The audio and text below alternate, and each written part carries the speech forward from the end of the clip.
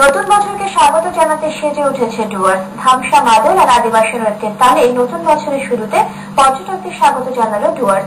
অরণ্য ঘেরা রিসর্টগুলিতে তখন পর্যটকদের জায়গা পাওয়াই মুশকিল। গা হিম করা গহন অরণ্য, ডুয়ার্সের মনোরম প্রাকৃতিক হাতছানিকে অগ্রাহ্য করতে অক্ষম তাবর ভ্রমণ পিপাসু। আর বর্ষবরণের মুহূর্তে এমন সুযোগকে কাজে লাগাতে পর্যটকরা এখন ডুয়ার্স মুখী। প্রকৃতির মনোরম শোভার পাশাপাশি ছিল ধামসা মাদলের ছন্দে আদিবাসী নৃত্য।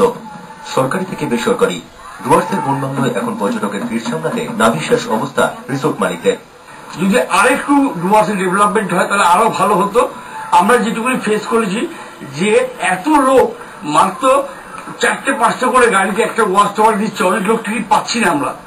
তো এটাই আমাদের অভিযোগ, এছাড়া কোনো অভিযোগ নেই। এখানে খুব এনজয় করলাম, আমরা ঘুরলাম, আমরা ফরেস্টে গেলাম, ড্যান্স ফরেস্ট, কিন্তু অনেক কিছু দেখেছি, ভীষণ আনন্দ হয়েছে, খুব ভালো লেগেছে।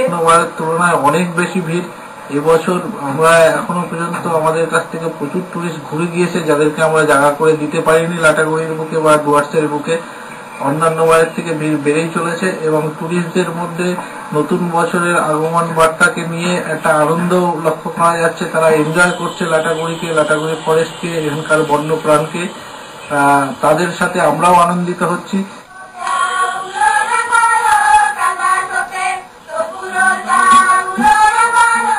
বর্ষবরণের মুহূর্তে আদিবাসী রমণীদের সঙ্গে নাচে সামিল হতে পেরে যেমন মন মুজেছে পর্যটকদের, তেমনই খুশি আদিবাসী রমণীরাও। এখানকার আদিবাসীদের সঙ্গে যে নাচ করতে পারলাম, এর জন্য ভীষণ ভালো লাগলো।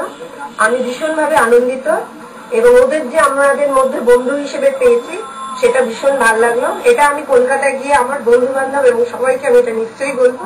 নতুন বছরে আমরা এই যে পৌষ মাস হয় ওইটাকে পুজো করি, বাড়িতে পুজো করি আর পিঠা করি, গরুকে পুজো করি।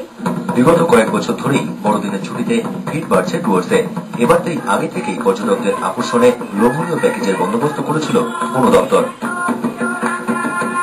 প্রশান্ত অরণ্যের পরিবেশ, জমিয়ে খাওয়া দাওয়ার সঙ্গে ধামসা মাদলের ছন্দে আদিবাসী নাচের মধ্য দিয়ে ডুয়ার্সের পর্যটকরা পুরনোকে বিদায় জানিয়ে স্বাগত জানালেন 2011-কে। অভিরুদ্ধ দীপক, তারা নিউজ, জলপাইগুড়ি।